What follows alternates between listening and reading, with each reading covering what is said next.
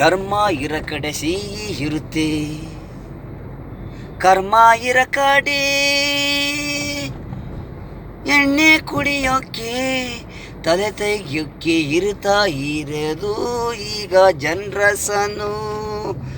ಧರ್ಮ ಇರ ಕಡೆ ಸಿಹಿ ಇರುತ್ತೆ, ಕರ್ಮ ಇರ ಕಡೆ ಕುಡಿಯೋರು ತಿನ್ನೋರು ಮೆರೆಯೋರು ತಲೆ ಒಡೆಯೋದು ಈಗ ನಡೀತಿರೋದು.